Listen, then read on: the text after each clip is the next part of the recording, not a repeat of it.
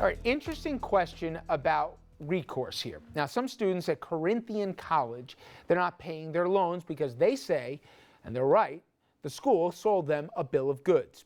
The college just filed for bankruptcy. This one of these for-profit colleges, chains in fact, and it's closing campuses in several states, including, by the way, New York.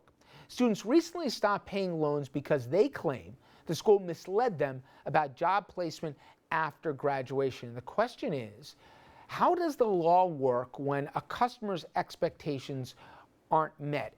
Jimmy, okay, so a student's told they're promised this is a great pathway to a terrific professional career. The college obviously, mishandled their finances, fraud, they'll go into it, but they're going to declare bankruptcy if they haven't done it already here, and there'll be whatever protections they have. Students say, why am I paying loans anymore for something that, I was promised and it's not real? The problem is the college isn't the lender, okay? Mm-hmm. Those are third parties here who say it's your problems with the college, not with me. How does it work, and do the students have any recourse that say, I'm not going to keep paying loans for something that, isn't worth the paper it's written on? Well, I think your point is the major point. They have no right to not pay their lenders. Their lenders are not the ones who made the misrepresentations that induced them to take the loans to go to that school.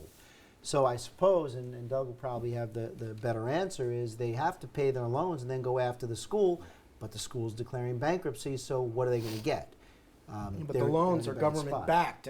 Obviously, it's government subsidized, and what they're trying to do is get forgiveness from the Department of Education. Obviously, the fraud, alleged fraud perpetrated by the school is not dischargeable in bankruptcy. The fraud declaring bankruptcy doesn't get the school off. They're not going to have anything left. They've got legal bills in the $500 million range. They have no assets. They don't have any buildings. It's all gone. So these students are pressuring the bankruptcy court in an effort to get leverage with the government to get blanket forgiveness as opposed to on a case-by-case basis. But that's blanket forgiveness. I mean, otherwise they certainly risk their credit forever, and they certainly don't have a right to not pay their loans without getting Well, the ones who are directly impacted by the school closure, as I understand it, get automatic forgiveness. It's the ones who have already graduated from this allegedly fraudulent institution who can't get work who are looking to get the loans forgiven. That's more tenuous, but now there's 7 senators who are calling for an investigation of the actual heads of the school. So that's the really interesting part.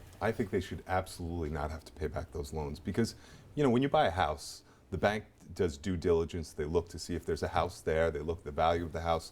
They're giving these kids these loans, and they know these kids don't have the means to go out and check things like a bank does that has money and resources. Absolutely, the bank took a bet on these kids. They took a bet on this school, and I think these kids are worse off for it, and they shouldn't have to pay back. Yeah, but all respect, the kids took a bet on a place called Corinthian College. It doesn't exactly have the same value as a Harvard degree, and it might well be foreseeable that you're going to have problems getting a job point in here, this market. If you're going to be involved in this mail from the bank's perspective, it's just like they make a calculated gamble, just like they wouldn't want to underwrite something that they're not sure they want to attach their good name to. They have some skin in the game here too, right? Sure, and if there was no fraud involved, then the school would be able to be discharged in bankruptcy, and you wouldn't be able to even, you'd be very but the limited. claim is that it's a fraud. It is, and if it does have merit, if it is fraud, now you have to look and say that these kids probably or may not have gone there if they were aware of the fraud. They very well would not have. They would have gone under a long time ago. So they are relying to their detriment based upon the false representation from the school. But the other thing that's astounding is the fact that you can't discharge student loans in bankruptcy. So if these students relied on this school's representation, went to school, did everything we asked kids to do, and then come out, the school's not even there, so they may not get a degree to begin with. But even if they do get a degree, they're not going to be able to get the placement that they were promised. It's helping to erode the United States altogether because now people are starting to lose faith in higher education. Well, that's what the students are saying, that it's pretty rich, that the college can discharge its debts, but the kids can't. I want to get to this next one because you guys are all going to want to speak to this because we all have heard the lawyer jokes here, and as a profession, you guys take hits sometimes, but it's because of these kind of cases here that sometimes the profession gets the bad name here.